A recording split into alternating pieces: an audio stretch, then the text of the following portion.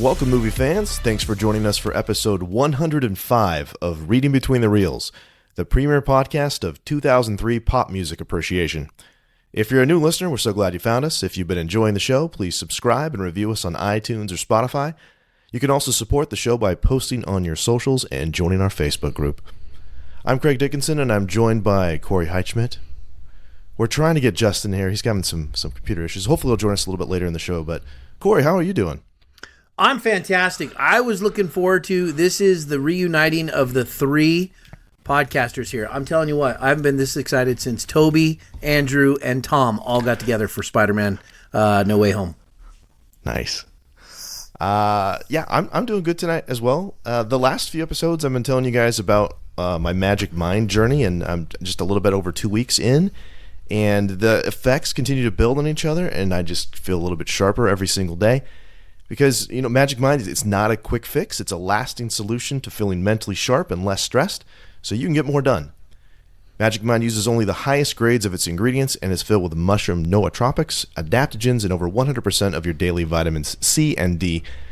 And thanks to Magic Mind, you have a limited offer you can use now that gets you up to 48% off your first subscription or 20% off one-time purchases with code RBTR20 at checkout.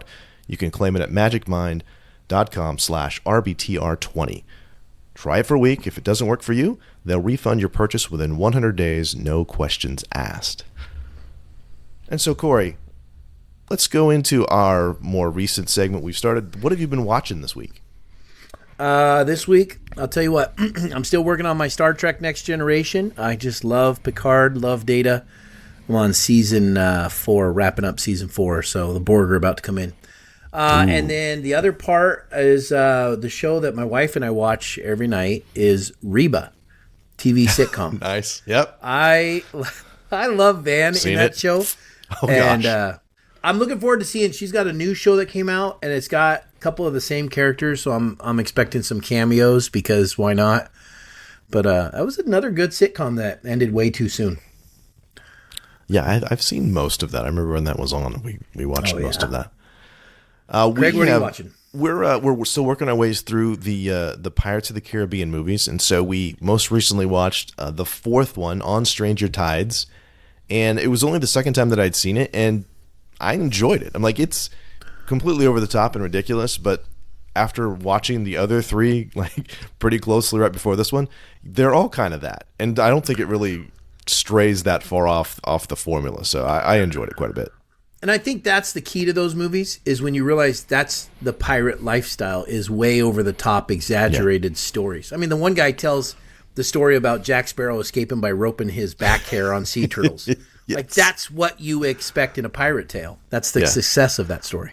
Yeah. And I thought that they did a really good job explaining why Orlando Bloom and Keira Knightley aren't in it. It's not their story. Like their story was very neatly wrapped up in the third one, and this really is very much about it. There's a little kind of that coda at the end of the third movie where he loses the Black Pearl and he has the map and stuff. And so it is really his story.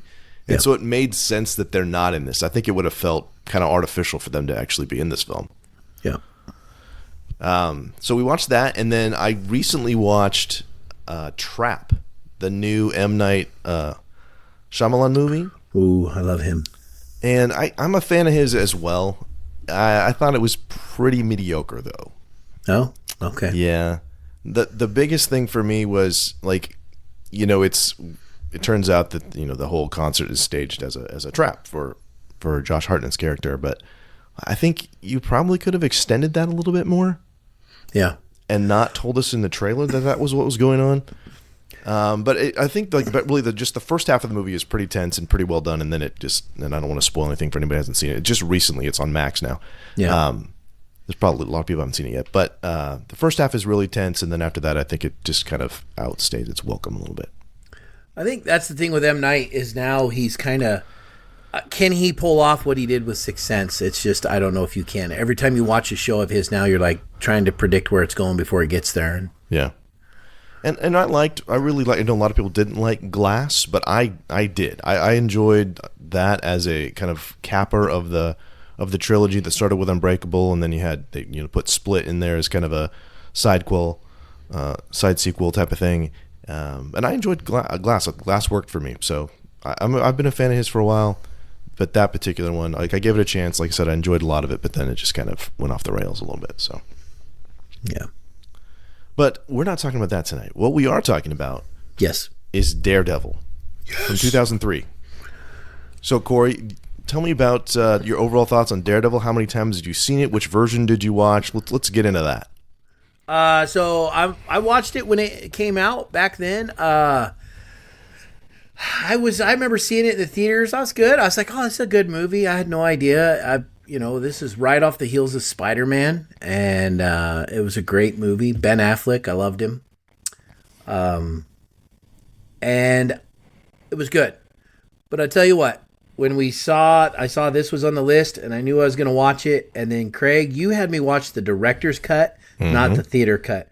And it makes me wonder, why do we not just release director's cuts and the theater? Because forget theater cuts. These studio executives need to get out of the way, because when you do, you get a real story, a better story, deeper fights. This was an R-rated versus a PG-13, and okay, it's a little bit more fighting, a little bit more gory, a little bit more, there's blood's a little bit more real in this. So it's grittier, but that's what made this story great.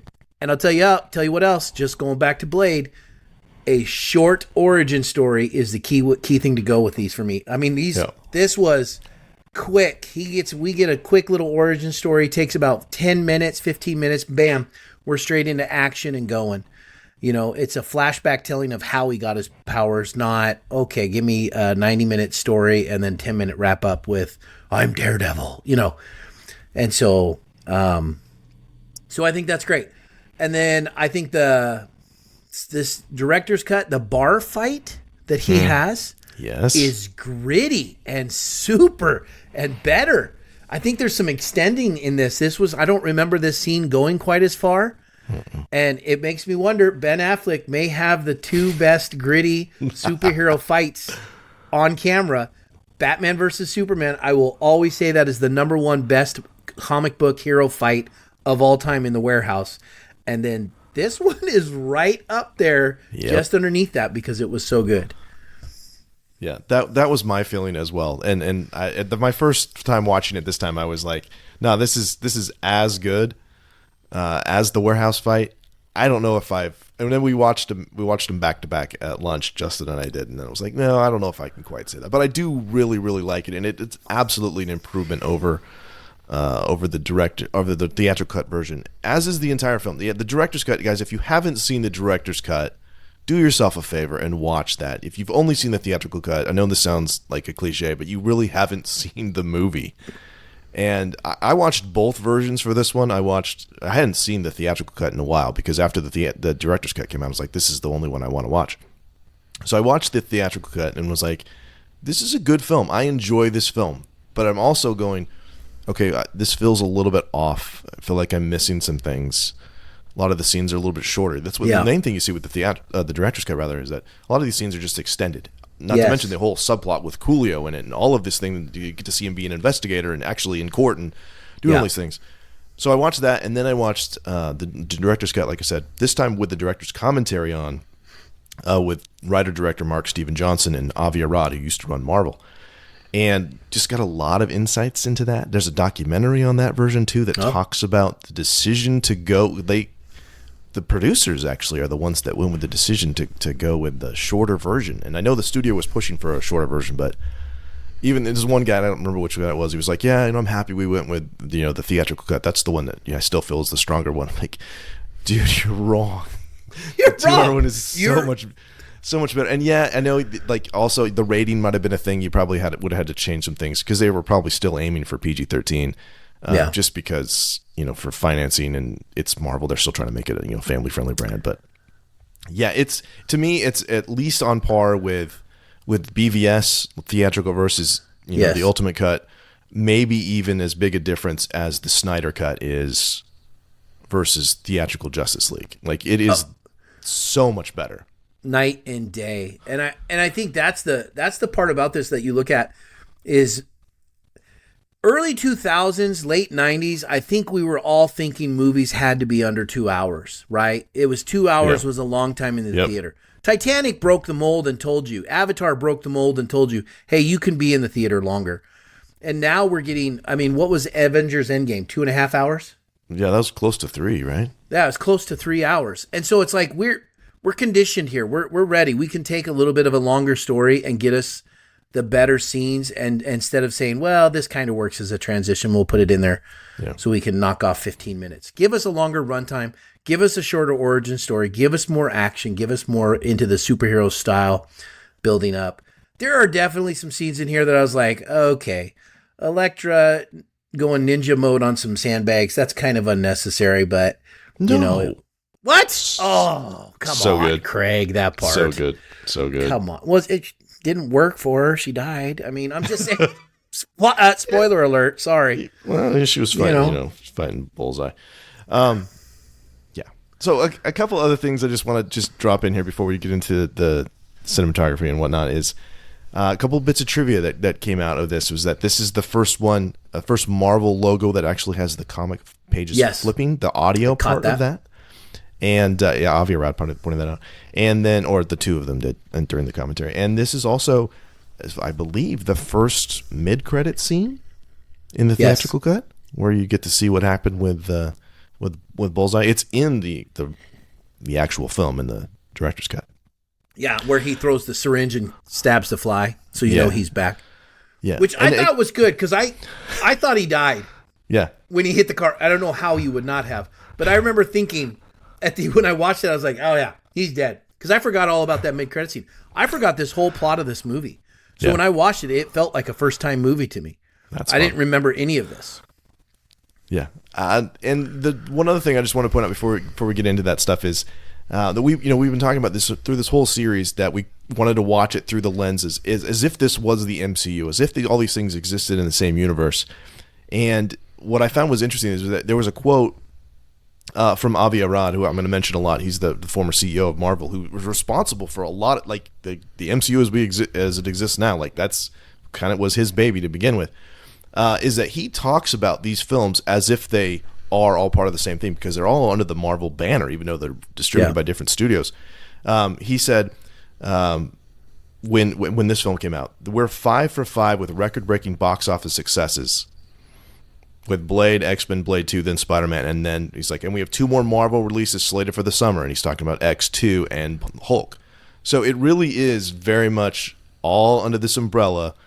These are all Marvel films, and they all coexist as one united brand, even if the characters aren't crossing over. So pretty exciting time to be, like, revisiting, like, having lived through it and not really know what's coming up. I kind of feel like I'm kind of living vicariously through my past self in a way. It kind of is. And I tell you, knowing how the MCU has taken off now and how studios now are just saying, we got to find a way to get connections through all these films. If that same mentality existed then, this would have made a great crossover into Tobey Maguire with Spider-Man, I think. Ben Affleck and Tobey Maguire. I wouldn't mind have seen these two characters on screen together. Yeah, I think that would have been great. So yeah, they absolutely could have worked. I mean, I've talked about this before on the show, that my favorite Spider-Man, and really kind of my reintroduction to Spider-Man was the animated show from the late '90s that was on Fox Afternoons, and that had a lot of cameos from other heroes, and that's where I met Daredevil for the first time. I didn't know about that character. I had not read the comic, and so I've seen them interact, and so it would have been very natural to have seen the cinematic versions interact as well. Yeah.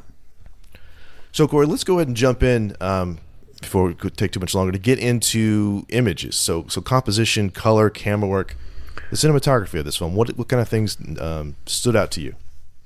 Well, a couple things. One, I really like the projection for how Daredevil sees things and how they do the radar.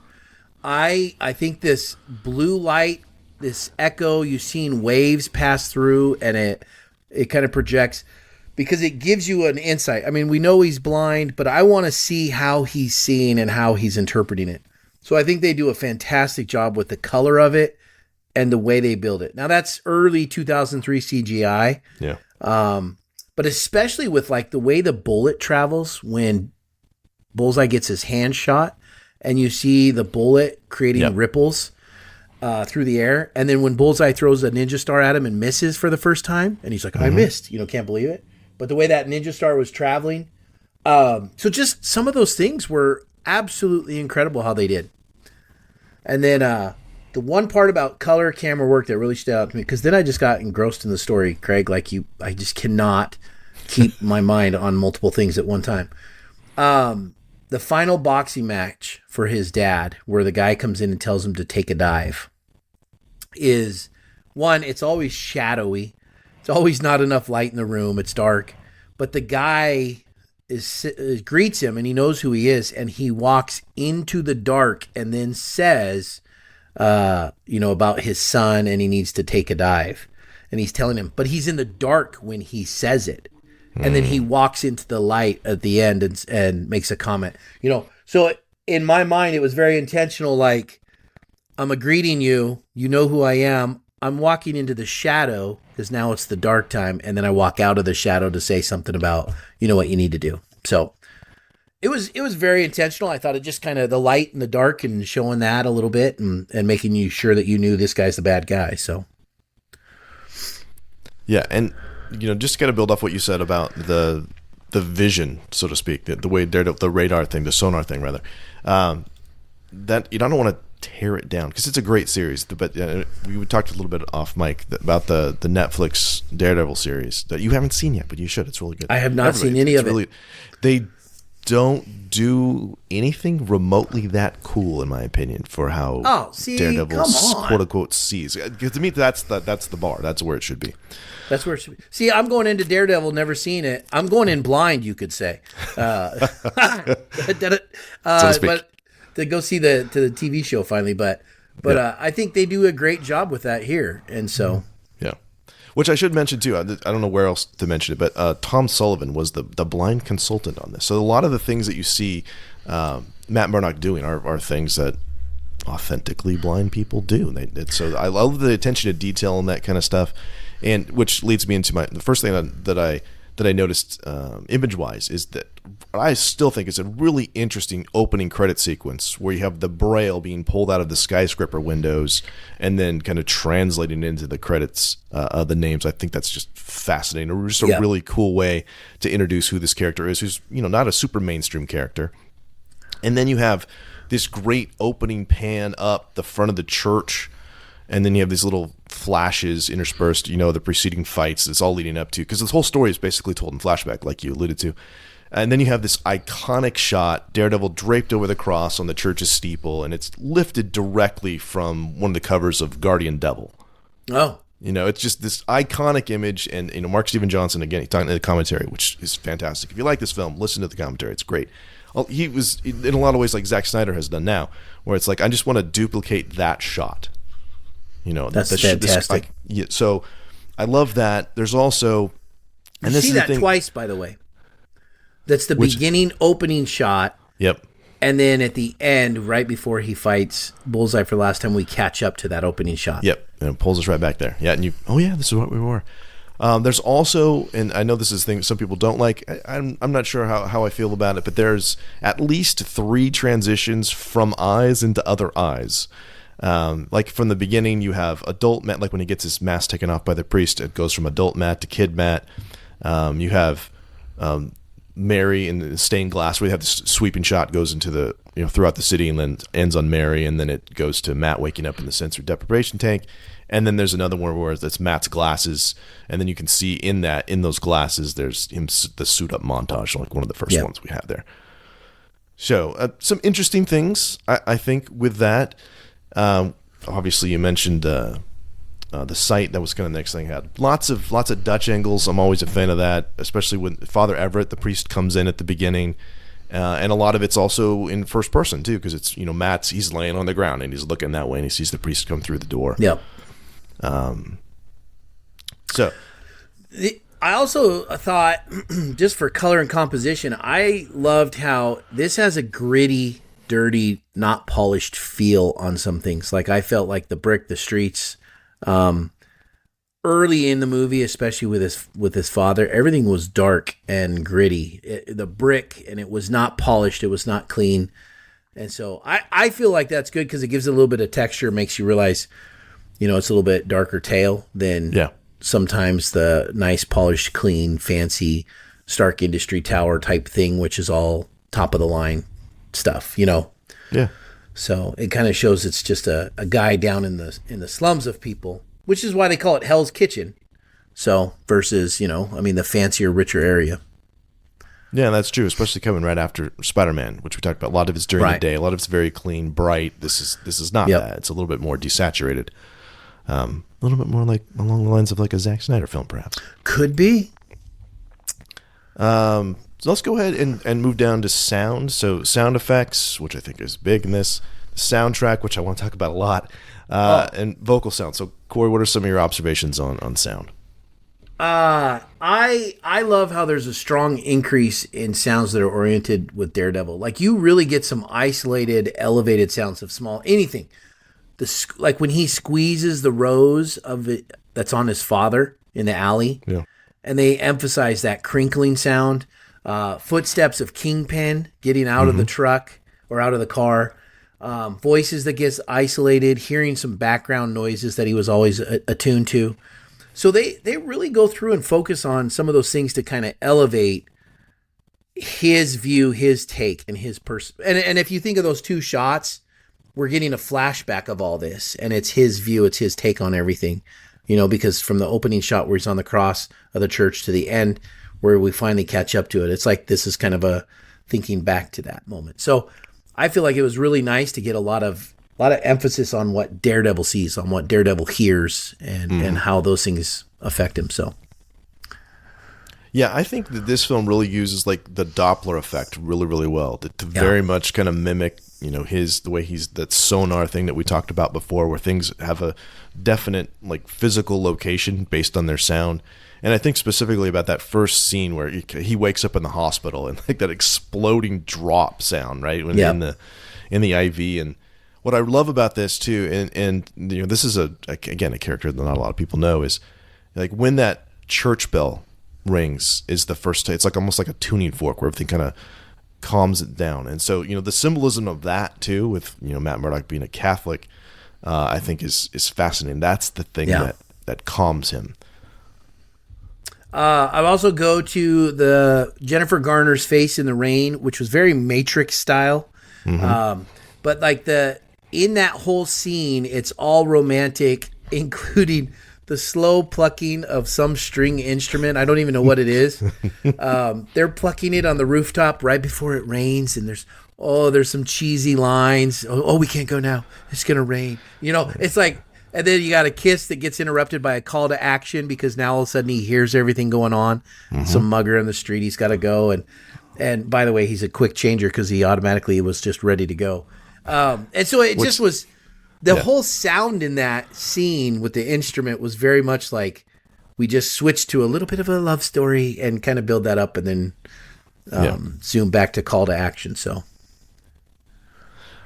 Yeah, which is, that's another interesting thing too about, again, I'm just going to keep talking about the director's cut versus the theatrical cut, is that rooftop scene is completely different in the way that it ends in the director's cut. I don't remember that. In the theatrical cut, she's like, stay, and he's like, no, I got to go. She's like, stay, and then he does, and they go back and they make love and all this stuff. In the director's cut, he leaves and goes, and so what's brilliant about this too, and then this is another thing that shows up in the commentary, is that later on when they meet up again at the hotel at the banquet or whatever, the ball, the black and white ball, the context of that scene is completely different. It's exactly the same scene, but one is like, hey, I haven't seen you since yesterday, and like it's good to see you again. To, I'm sorry, I messed up, and I hope I get another chance. But you can read it both ways. Yeah, which is fascinating.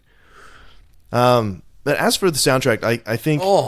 Let's talk about the soundtrack, Craig. Well, first off, I want to talk about just like the orchestral stuff. So what it's Graham Revell does the orchestra stuff, and I think the Daredevil theme is good, but not memorable. If that makes sense, it's not something I could hum.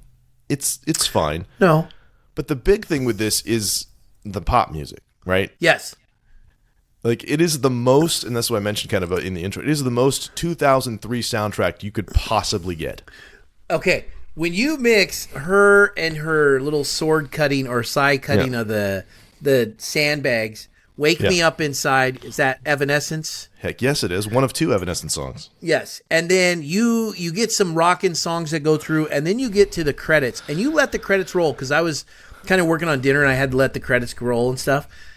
There's some great little, 2003, absolutely transports you to that sound, that time, rockin' songs that are going on, that are very... the end of grunge, alternative style kind of music, and I was like, "Well, this is just quite a soundtrack they put together and made it for the movie." So, yeah, and then House of Pain is in here. Yeah, oh yeah, no, I made a list of all the pop songs, which I'll get to in a second. I absolutely love Colin Farrell in here, and the moment House of Pain came on, I was like, "Yes, this is Colin Farrell. This is exactly who we need on here." It fits beautifully. Yeah. What I do want to touch just real quickly, because I will forget otherwise, is that there is one really great leitmotif that I do like. It's called Young Matt's Father, and it's the one with the soft piano theme that you hear early on in the film, and then you hear it when adult Matt touches the boxing gloves as an apartment, and then at the end when he drops that final rose off the roof of the Olympic. And it's only played like 3 times. It's played once when he's younger, and then the 2 other times. And it's beautiful, it's haunting, it's melancholy, and it's a very nice piece of work there.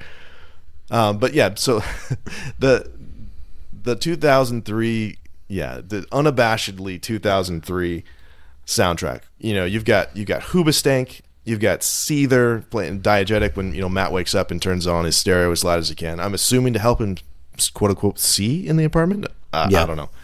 You mentioned Jump Around by House of Pain, which again is diegetic. That's in the bar there. You got The Man Without Fear by Drowning Pool featuring Rob Zombie as Bullseye is riding the motorcycle through the streets there. The end credits, you've got Fuel, you got The Calling, you got Revis. You mentioned you got the 2 Evanescence songs, Bring Me to Life during the training montage, and then My Immortal during the funeral. And I remember when that came out, I did not, and it was a surprise to hear that was the same band, because those songs are so very different. But and I did mention this when we did Spider-Man, that there would be a return of Nickelback, and there is Nickelback's Learn the Hard Way during the fight scene that we talked about earlier, and the way that keeps coming in and out with the sound design, with the fan and the bullets, and gosh, brilliant. I love that so much. I'm getting chills just thinking about how well that's just interspersed in those ways there. Of all the movies we've talked about, this one, I feel like this has a huge variety of the time, pop culture wise, everybody in here. Like, you mix a lot.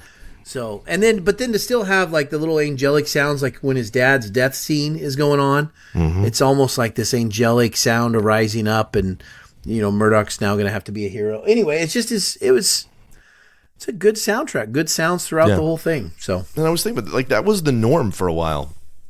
I remember Batman Forever had a soundtrack, and Batman and Robin had a soundtrack, and the MCU kind of brought that to a stop, right? There wasn't music from and inspired by the film. That's not really a thing anymore. Well, for superhero films, I mean. This was 2003, and this is when Columbia House was still doing their 15 CDs for a penny. Sure. And I still have never paid them back, but I was buying CDs around this time. And so the soundtracks were songs that they were still pushing for soundtracks back then. And I don't think you get that anymore, since Columbia House never got their money and didn't make it. So now we don't have soundtracks. Well, that's true. People aren't buying whole albums worth of music anymore. No, for the most part. One other thing that I thought was fun is there's actually, and I know it's a controversial scene, doesn't bother me at all, but the playground fight scene has a remix called the Blind Justice remix. That's the Daredevil theme that's playing there as well. So there is that leitmotif that runs through. Again, that's probably the most memorable version of it. Okay, yeah, you bring that up. I had that up here in my depth of plot, that the playground fight scene is good. Humorous, clever meetup, but the location is very cheesy. We're just going to go have a fight right here in a schoolyard, and kids are going to stand at the fence and go, fight, fight, fight. It's oh my gosh, come on.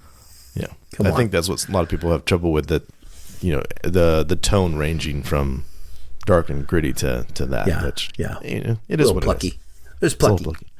I do like, last thing I'll note is just the vocal sounds that we have Matt Murdock's narration of the origin story, which I also love, Corey, that you get Daredevil in his prime and almost near the end of his career. At least that's how it first appears, right? And then you just get, here's my quick little flashback, and that works. Even though we didn't know the character, you didn't need to spend a ton of time building up who he is. And then they've even cut out stuff.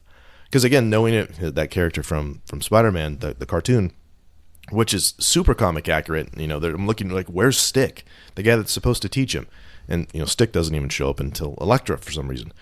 But he's in there. He's in the Netflix show though, so it's a minor spoiler for that. But I think the vocal sounds in this between Michael Duncan's voice and Ben Affleck's voice being very raspy and deep and throaty, I thought it was good. It just adds an element. And those two together have such chemistry.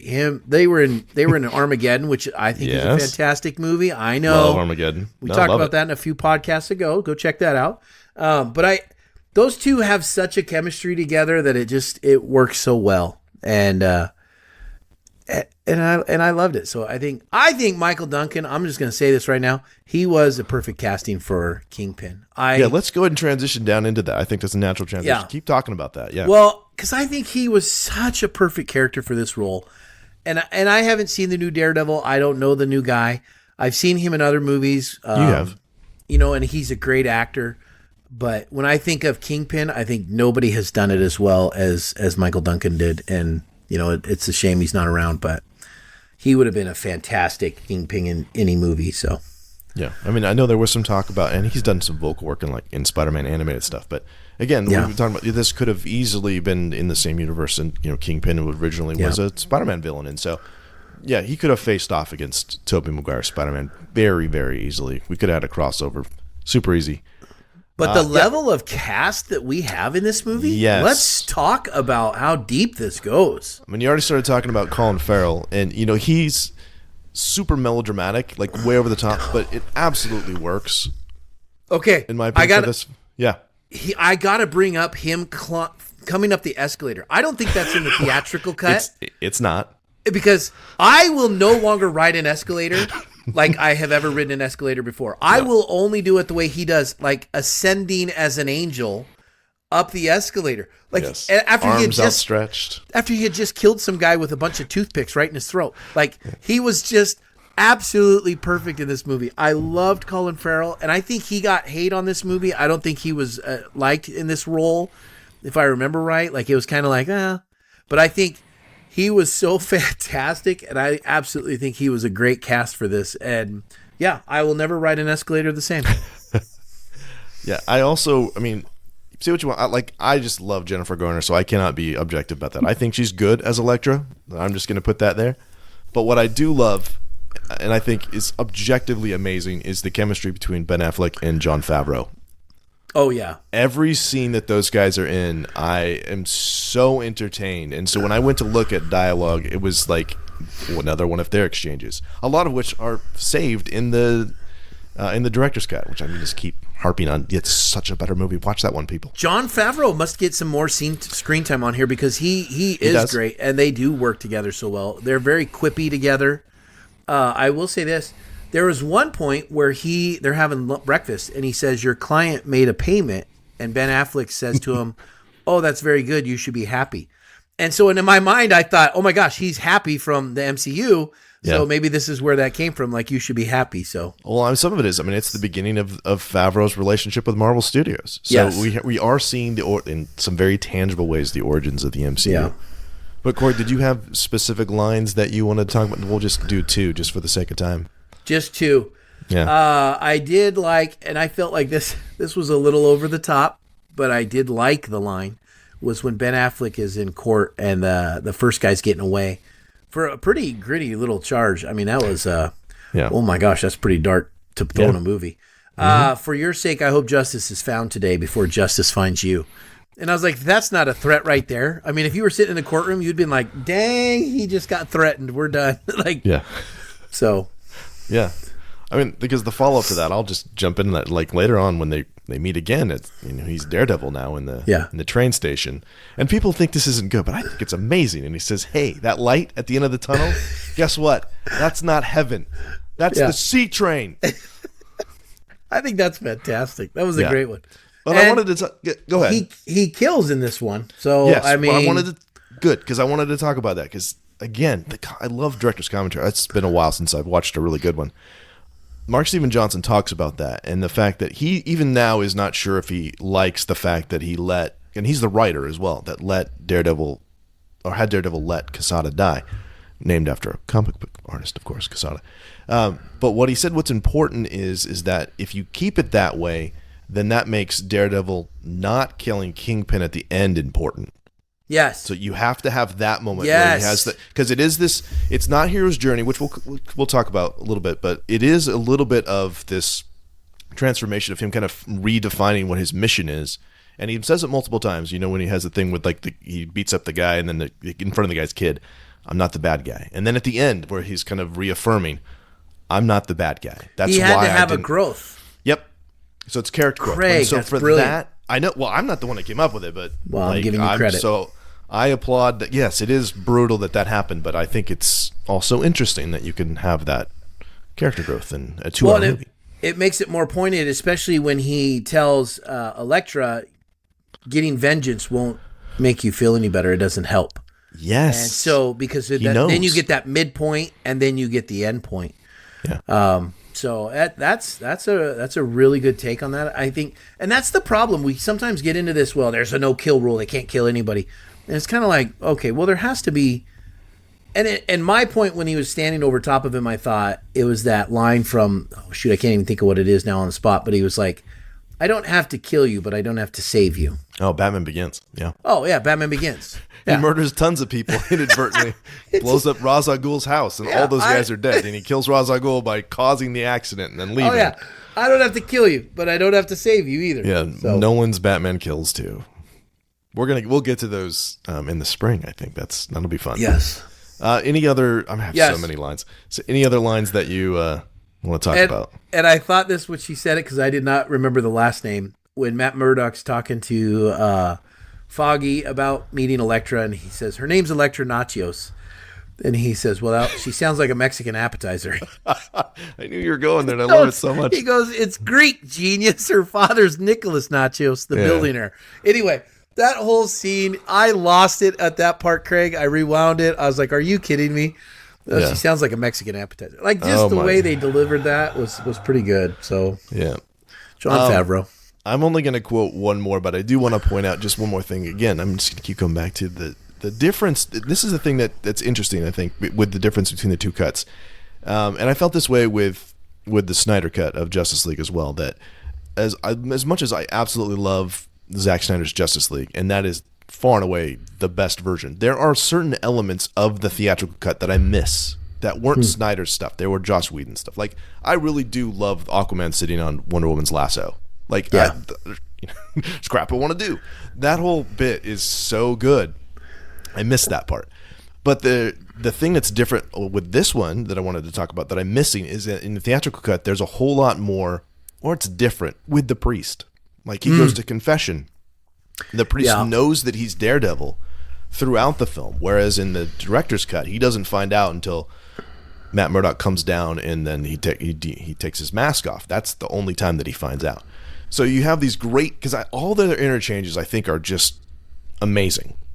There's the thing about he's doing confession and finally he's like, all right, he says that may God have mercy on you, and then he's like, and I'm not too crazy about the outfit either. I love that. He's like, yeah, I get what you're doing and you need to do it, but then he makes a comment about the fact that he's dressed like the devil, which I think is great. And he says, I don't like your outfit. Yeah, love that. Yes, but I'm looking at that quote right here, and it was such a good, because he makes a comment and says, you're not here for confession, you're here for vengeance. Yes. Like, he's like, you want permission. And that was a whole great, I agree with you there. Like, it's better if the priest knows. I want both of those versions. And I get, again, it's the whole thing where the priest doesn't know. And so he knows Matt, but he doesn't know that Matt is Daredevil. But the last one that I want to talk about, it's not a big one, but I love it every time I see it, and it's Ben Urich at the very end who has this whole, and you get to see again a lot more in the director's cut that he is the Daredevil story is he's working on two, like who's the Kingpin, who's Daredevil, and he gets all the way to the end, and he's gonna, he's got this great story, and he's gonna break it, and then he deletes it and changes his mind because he knows that what Daredevil is doing is super important, and that he'd be putting bad guys back on the street if he breaks that story. And so when he looks up him at the end and just goes, "Go get him, Matt." Every time I just I get I didn't chills. like it. I love it so much because he's just like nod and he's like, "I'm gonna go kick some ass. Let's do it." I thought you don't like that? I don't like that line because I thought of Spider-Man 2 where she goes, "Go get him, Tiger." I immediately was like, Corey, you're killing "Okay, me. Kristen Dunst, let's go." I felt like that was Spider-Man predictable. 2, though. Oh, yes. I just love it. I knew that's where he was going to go. I'm telling the story, and Matt's like, "Then I'm finished." And then he gets there, and he has it written out, and I knew it was like, delete. I knew he was going to. But he has to. It's part of the story. It's part of the building. It's like, okay, everybody coming around and realizing, I've got the story, but now I need to kind of sit on it and go with it because I know this is, same role as the priest. The priest knows the whole time, like kind of thing. They just have to know, and they keep that secret because you have to. So yeah, we're running a little long here, so I'm going to just fly through a couple of things. One thing that I really thought was interesting this time is that I think Johnny Depp is borrowing a little bit from Bullseye and some of the the twitchies in the eyes. Yeah, a little bit. That looked a little familiar. Somebody else talked about this too. I think Justin might have mentioned this, and he just looks like his internet is not working tonight. So one thing he did point out that I want to make sure we mention too is when Elektra puts up her umbrella to hide herself, that motion, there's no dialogue there, but that is heartbreaking that she is shutting him out. And as Avi Arad mentions in the commentary, like she's going to the dark side, like literally in dark, metaphorically in dark there as well. I really do like the cataract milky blue contacts that they have for Ben Affleck to make him look blind. I think those are cool. I didn't notice until high definition's amazing, right? Like there's scarring around his eyes. I had never seen that before, and I've only watched this on DVD up until recently. I'd never seen that until high definition comes around. The costume, which I think is really interesting, more utilitarian. It's not very superhero-y, but it's James Acheson, who's the guy who did the Spider-Man costume from Sam Raimi's Spider-Man, and who also did Man of Steel, which is, I love that costume. But both very, they don't feel like they're necessarily real world costumes. There's something very supernatural about them almost. Yes. They don't feel very grounded, which is why I like them. They're very alien, I guess is kind of what I'm going for. But this is not. It's like motorcycle riding gear is essentially what it is. The strap around his neck serves a purpose. Like it's loose most of the time, and then he gets hit with the collection plate, and then he buckles that sucker back up. And when you look at the suit 2015 versus suit 2003, three suits were very leathery, even in X-Men, leathery and kind of, like you said, motorcycle riding versus now where it's very textured, very carbon looking and strength and mobility. So, yeah.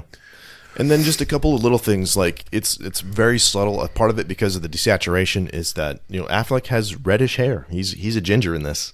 Yeah. As is Matt Murdock, he's more ginger here than he is in the Netflix series. And it's not nearly as obnoxious as Kirsten Dunst's red hair. That just looks fake. Yeah. In my opinion. Jennifer Garner has green contacts in this. That's not her natural color of eye. I'm waiting to see. It's been a while since I've seen Elektra, so I'm going to see if they carry that through. And I don't think they carry that through in Deadpool and Wolverine, but I'm going to check that out this week and see. I don't think they did. That's, again, tiny insignificant detail, except for they make a big deal of the close-up on her face when she walks into the restaurant the first time. So yeah. And then, Bullseye's outfit is not comic accurate at all, but I don't care. It's amazing. He's got that forehead scar, the alligator skin coat. It's ridiculous. It's over the top, and even still, he wants an effing costume. Yeah. Which you're wearing one already, but I love that I think the head scar is kind of cool on him. Colin Farrell, I just love that man. That guy can do anything. So I tell you. Yeah. Are you watching Penguin at all? No, I have not. I'm waiting until it comes out so I can binge it. I saw the Batman. I thought he was great in it. I was blown away by him. I learned something about him. He has a special needs son, and I saw an interview with him just today that happened to pop up where he was talking about the sad part about being older and when he passes away and his son and having to, and trying to set him up in what he dreams for. And it was so heartfelt and so touching that I looked at Colin Farrell different. I was like, holy cow, this is a man that knows some things. So seems like really a genuinely good guy. Like when you step back and you see these guys out of their roles and you're like, wow, that guy's a jerk or a pompous, but this guy, you're like, and I'm sure maybe he is on some things, and he's had some run-ins, but at this point I was like, wow, that is, this guy's got some levels to him. Yeah. I'm going to quickly skip down to setting and design. A lot of this is Los Angeles, actually. The Olympic Auditorium with the boxing ring, that's in LA. The Biltmore Hotel is where we have the black and white ball, which you mentioned earlier. Matt Murdock's apartment is the Arcade Building on South Broadway. The ye old King's Head is in Los Angeles. That's Bullseye's English pub, which in one version of the story is actually set in New York. And so before he gets on the plane where things are different. So that's funny to see how those things are switched around. And then he steals the motorcycle after that as opposed to right before he kills Nicholas Nachos. And then the church, the First Congressional Church of Los Angeles, is also in Spider-Man 2. So we'll be looking for that when that shows up. And that's the church from National Treasure. So that's why that looks so familiar. There's cameos there. Listen, Craig, do you think that there's a little touch of Spider-Man hint universe in here with the alligators in the sewer comment? I love that. I wish that was true. I hope it's true. In my mind, I'd love to. In my headcanon, that is now true. Yeah, like make it, because he alludes to alligators in the sewer, and I'm like, oh my gosh, there it is. We can do it. Dr. Connors is he's in Spider-Man 2. Yep. So in my head, the comic cartoon that we used to watch in the 90s, that where they team up in the 90s, and could be. And as I'm saying that, like, not only is Dr. Connors in Spider-Man 2, he's mentioned by name in Spider-Man 1. So we know he exists in that universe. So that could have been him. Let's see. So a couple other things. I mentioned the boxing gloves hanging in Daredevil's apartment from his dad, I think is pretty great. All of his Daredevil gear, which I'm wondering who made that for him. Yeah. I mean, I think he makes a decent living as a lawyer, but even still, how does a blind guy get all that stuff? I don't know. It's still good. So the good. Movie can happen. It doesn't bother me. Yeah. All the water in Kingpin's offices, I think, is fascinating. I love that it's set up there, and that you probably should figure out that that's foreshadowing, but that comes in really handy in the final fight, and I love that you get that flash into. It was a good setup. Elektra in the rain, yes. The payoff. The payoff I love. Yep. Final things I have just for props. I love that he has that cane / baton / grappling hook all put together, which turns out to be, again, it becomes a plot point. I love when things serve multiple purposes. That's how Ben Urich finds out that Matt's Daredevil. Yes. I do wonder how much cable he's got wrapped in that, because he jumps off the building at the end credits, and I thought, that's like Spider-Man's webbing. Yeah. I was like, how much wrap of cable do you have in just that little cage? A lot.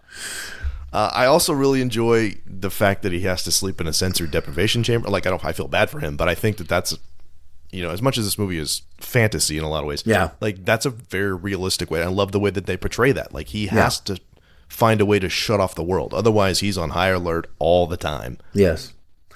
And I also want to just one last thing. There's a lot of Heineken product placement in this one.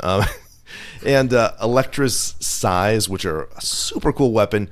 There is a scene in, I can't remember which season of Alias it is, but it's after this where she does use those in a little bit of a flare. And so you're like, see, she's Elektra too, and it happens later, so that's fun. See, that does. Well, and they throw the little, at the end, just the foreshadow with, he finds his little necklace with the braille thing on it, and so, like, she's not dead. So... Yeah, I've heard about that. And it sets up the Elektra movie, which I have never seen the Elektra movie. So interesting. Watching them in this order, and there's some that you guys haven't seen, so that's fun. Looking at characters, seeing if there's anybody we haven't talked about yet. I mean, we've mentioned Ben Urich, but that's Joe Pantoliano, who's great in everything that he's in. Like, that's a guy who I always enjoyed, even though I didn't know who he was. So it's like, that's the guy that's one of Tommy Lee Jones's guy from The Fugitive, among many, many, many, many other things. Yeah. He's great as Ben Urich in this.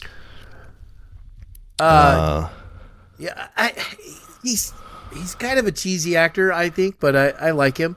Her father, I think, the Eric Avari, the guy, he's fresh off The Mummy from this, right? Like, he was great in The Mummy. That sounds right, yeah. And I loved him in that movie. I love him in several movies. He's been great in a lot of these movies. So yeah, a lot of guys that you recognize Kevin Smith and don't know the names. has a cameo. Yes, he does. We see, we got also our Stan Lee cameo. Yep. Early on with young Matt Murdock saving him from getting hit by a bus. There's some good solid names throughout this whole thing.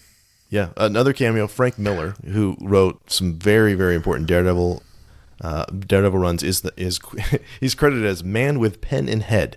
That is the one that Bullseye steals his motorcycle right before he takes on Nachos. But yeah, like Leland Orser plays Wesley Owen Welch. He's a guy that you've seen in lots of different stuff. Much more important in the director's cut. He's the guy who basically, cuts a deal and gets them and helps get Kingpin. Ellen Pompeo from Grey's Anatomy is in this, just in a tiny little role as Karen Page. Much more in the director's cut as well. I always forget that she's in this. Was Vincent D'Onofrio in this movie? Vincent D'Onofrio plays Kingpin in the Netflix series. But I'm looking up IMDb and it's saying he's in this one, and I was okay, this must be a mix of something then. That's a mix of stuff. Okay, that's the wrong one. Paul Ben Victor plays Jose Quesada, who again is named after Joe Quesada, who's a comic book artist. And of course Coolio is in the director's cut, which he's really good in it.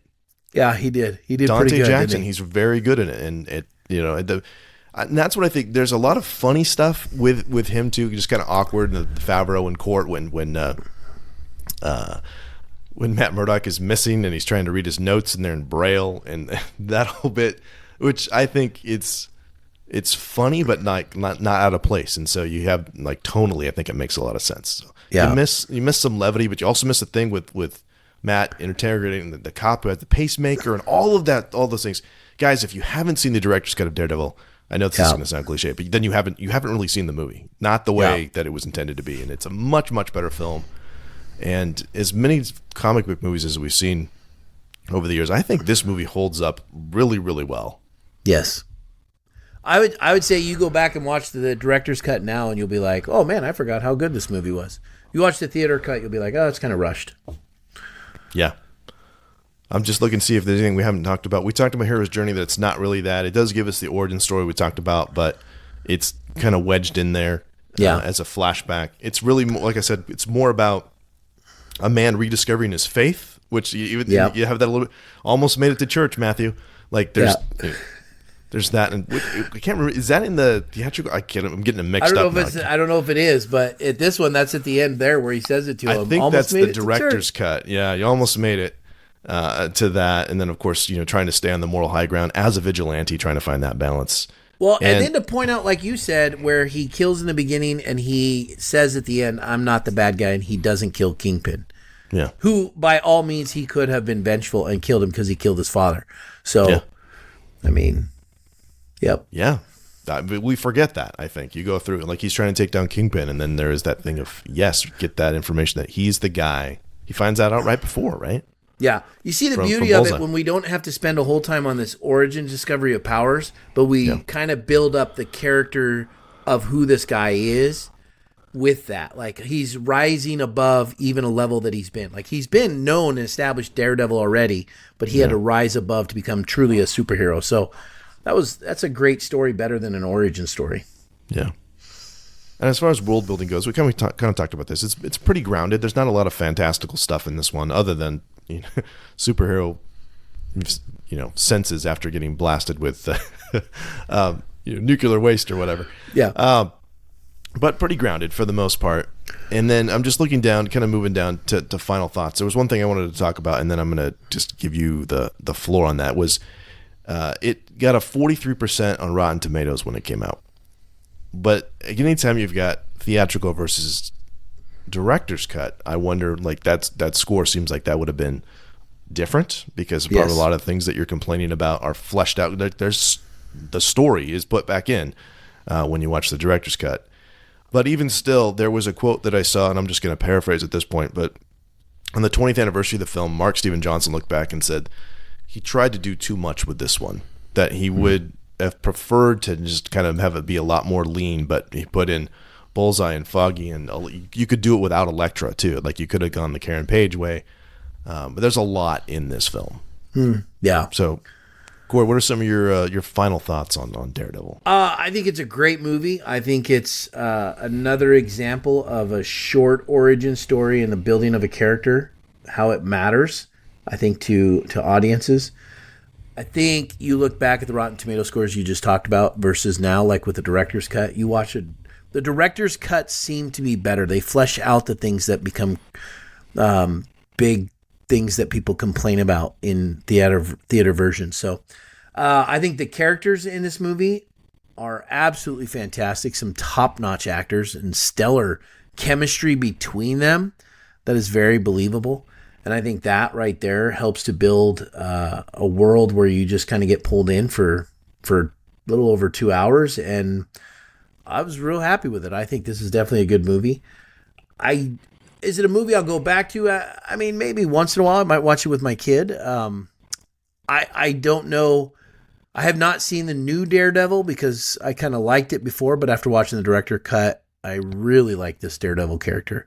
So it'll be hard for me to relinquish the reins to someone else and say, okay, do this, and that's not how I like it, So, but I think this also cements that Ben Affleck is a stellar actor in these roles, and let's just say he would have been a phenomenal Batman.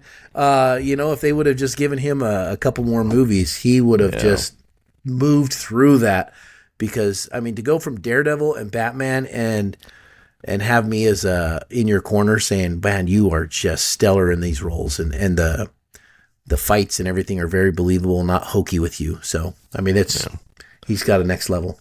Yeah, and it's interesting that you say that. I agree. I unabashedly love this movie, and even though I'd seen it many times, I hadn't seen it in a while. So watching it this time, I was like, I'd forgotten how much I enjoy this movie. I really do like this movie, unironically. But the Affleck thing, it was a rough experience for him. I mean, you can't forget about that part. He won a Golden Raspberry Award for this. The critics were not kind for him, and this is the thing that kind of burned him on. That's why they didn't come. That's one of the reasons they didn't do a sequel for this. He does show up in a cameo in a deleted scene in Elektra, and we'll see if that shows up in the director's cut or not. But it's also kind of the reason that we do get him for Batman. You don't get him as Batman if you don't do this. I think in a lot of ways, just to kind of cleanse the palate, he had to go back and do it right. And so, taking that experience into Zack Snyder's take on Batman, I think is worthwhile. Well, and I think it's a shame that both movies he's done, you look at director's cuts versus studio cuts, and that's just a shame because you're like, Ben Affleck, how'd you get... I mean, to get two good roles in your life, and both times the director's cuts, absolutely phenomenally different movies than what was released to the theater. Yeah. So. I agree. So we're going to go ahead and close, and we just want to say thank you so much for listening. If you'd like to connect with us, you can find us on X, Instagram, and Facebook. Email us at readingbetweenreels@gmail.com, or use the SpeakPipe app on our website. If you enjoy the show, please subscribe and review us on iTunes or Spotify. And don't forget, you have a special offer right now from Magic Mind. You have a limited offer that gets you up to 48% off your first subscription or 20% off one-time purchases with code RBTR at checkout.